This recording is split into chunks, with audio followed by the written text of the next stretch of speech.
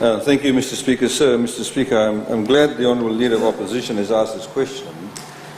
Whilst the question seems to be very negatively premised, but it was under his government when he was Prime Minister where 3 significant sale of government assets took place, and somewhat rather abysmally. But let me just highlight what's actually happened with Government Printery. As you know, Mr. Speaker, sir, the Bainimarama government and subsequently the Fiji First government has put in place an economic plan which is in fact elucidated further in our 5 and 20-year development plan, which actually recognizes the fact that in order to grow the economy, sustain jobs, we need to make strategic decisions. And the strategic decision, part of that is to encompass and involve the private sector, not in a dogmatic fashion, but where it is strategically important to do so, and where in fact it will benefit the Fijian economy. The government printing services, government printing services, is one of them. We, of course, prior to that, Mr. Speaker, sir, we've divested our shares partially in Fiji Ports Corporation Limited. We have also, through Fiji Ports Corporation Limited, divested certain shares in Fiji Ports Terminal Limited. And of course, we are currently working on the divestment of certain shares, with government still holding 51% in Energy Fiji Limited. These are strategic organizations. In respect of Government Printery, it's been sold to a company called Serendip. Serendip, Mr. Speaker, sir, is in fact an investment company, 75% owned by Fijian Holdings Limited, and 25% by Aitken Spence from Sri Lanka, which is a Fortune 200 company listed on the stock exchange there, Fortune 200 company outside the USA.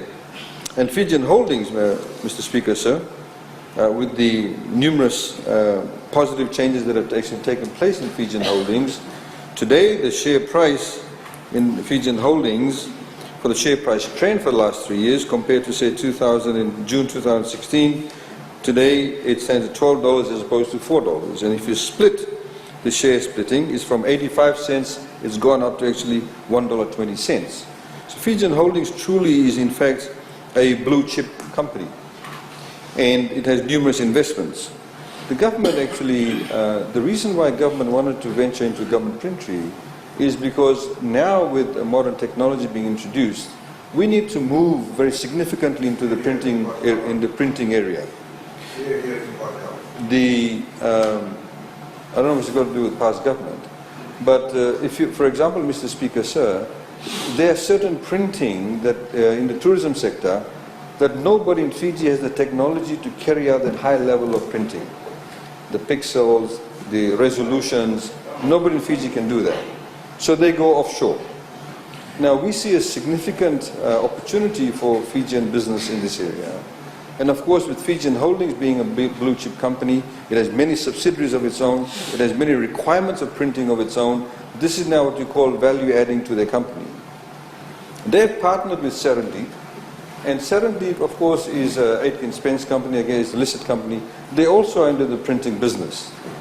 Now, part of the requirement of the sale was that the company, whichever company bought Government Printery from the Fijian government, had to actually invest in technology to upgrade the printing technology in Fiji itself.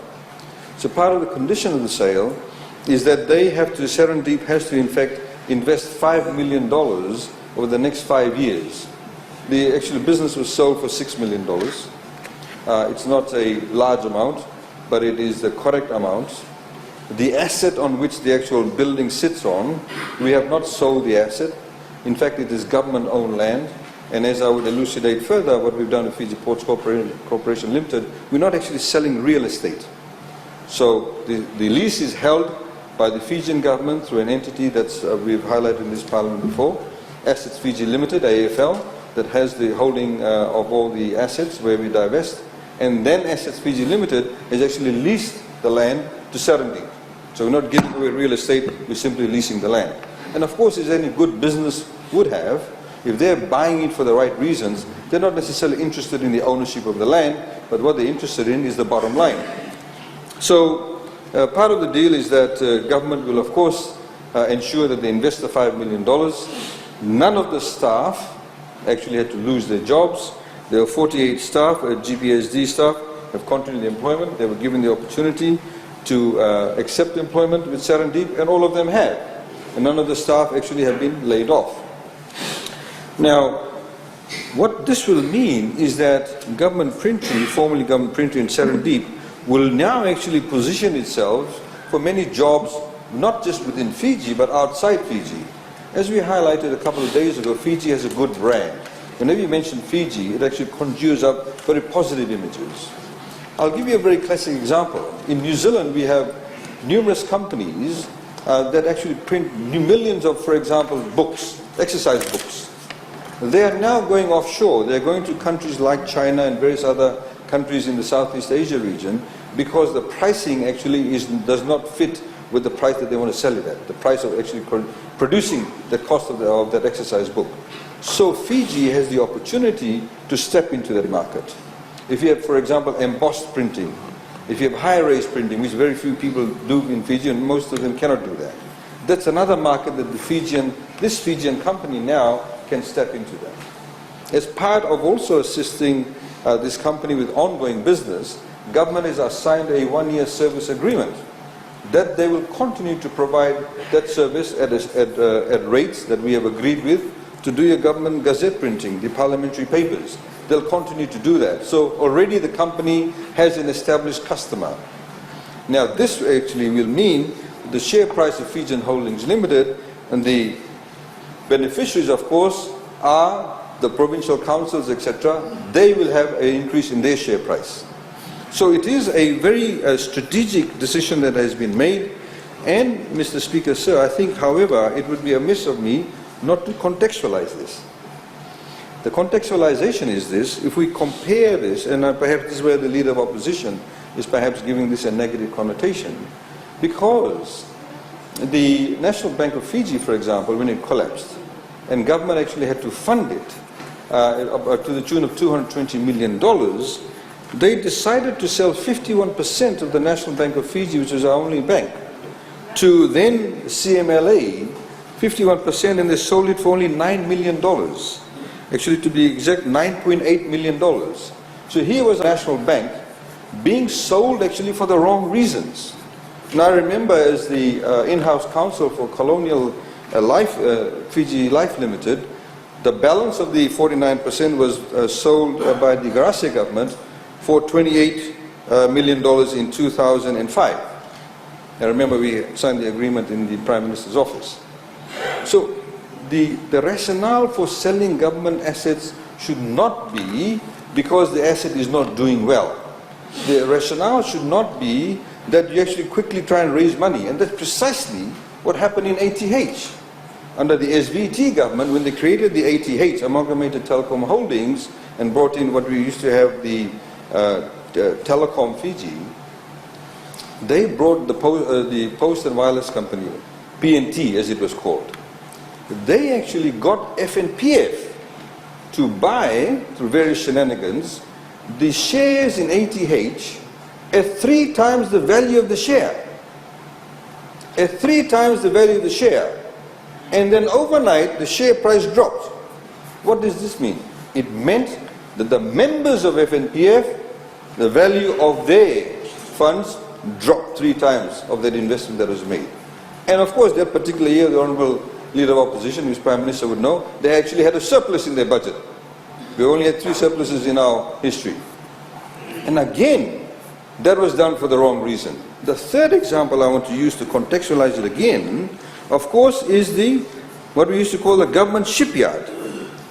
The government shipyard, Mr. Speaker, sir, was, as was the talk then, sold to New Zealand $2 company.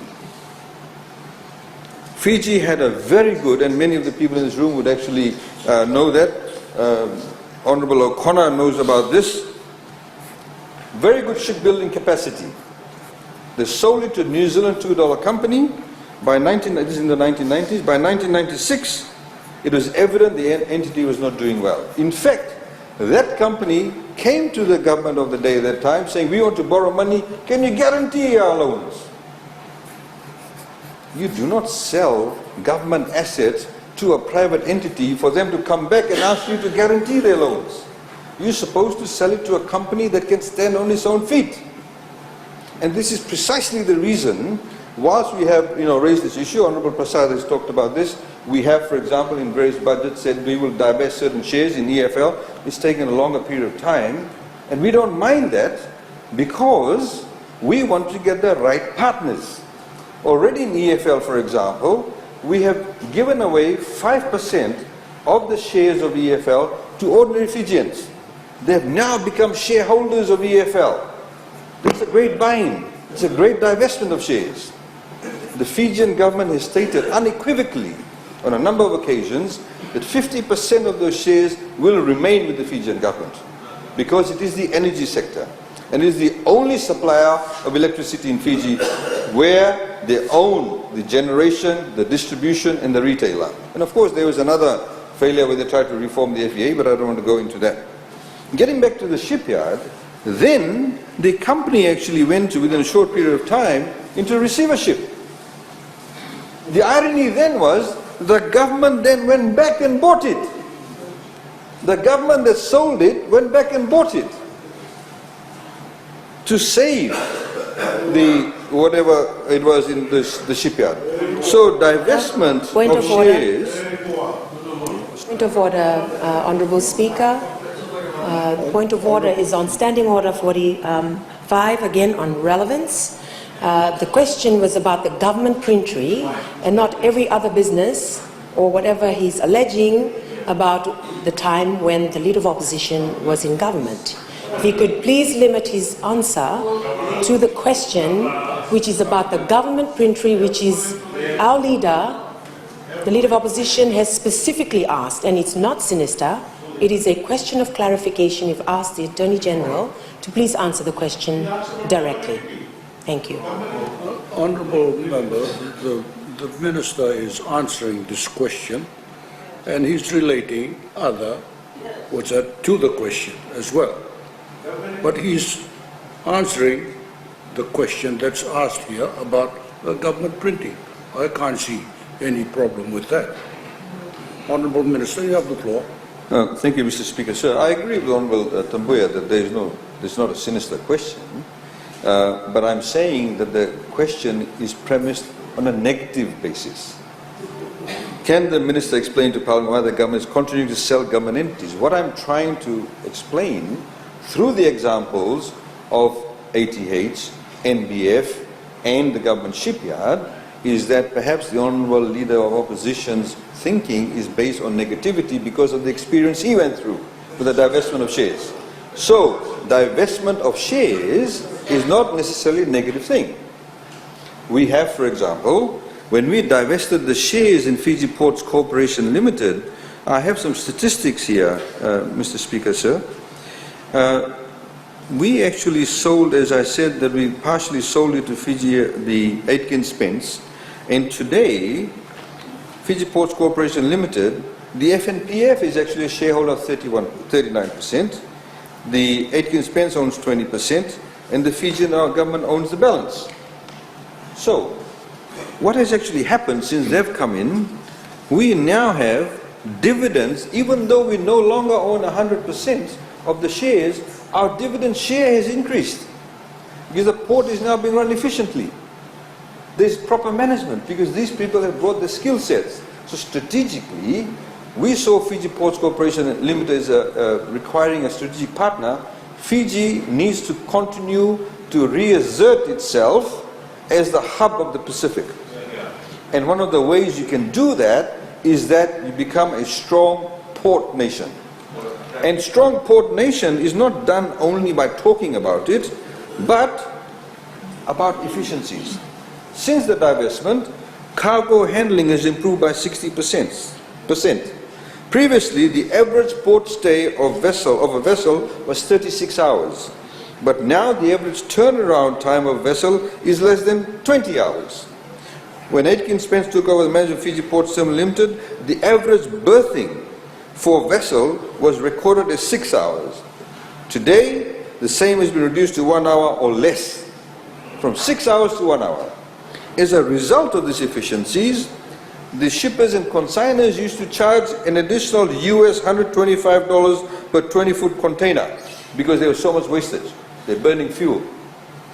That's gone. That's gone. What does it mean? It means that the cost of bringing a container into Fiji and out of Fiji is reduced. What does it mean? That's passed down to our consumers. What does it mean? It's passed up to our exporters. So we become attractive. We want to create this into a transshipment hub. And again, we are now through this company trying to rebuild our slipway, our shipyard. Of course, it will take some time because of the debacle of the past. But what I wanted to assure the Honourable Leader of Opposition, that divestment of shares in various entities or sale of assets is not necessarily a negative thing. If done properly, if strategically done. There's certain assets you don't actually want anybody to look into them at all. Government will need to own them. There's certain assets that you can actually divest partially. There's certain assets, for example, that you can completely sell off, depending on what sort of condition you put. One of the companies, of course, Food Processors Limited. If you actually look at Food Processors Limited, the machinery there is very archaic. Now we're looking for strategic partners. We have AMA, we have certain foods that are canned by food processors. What are we going to do for the Daruka farmers? Are we going to bring in better efficiencies in the machinery so we get better canning? Those types of things are what we look at. And we bring in, of course, the experts to help us. And there's, of course, a question later on by one of the members from the opposition in respect of the concession that's been given for Lautoka and Ba Hospital. Then I could elucidate further as to what are the strategic motivations in that. Thank you.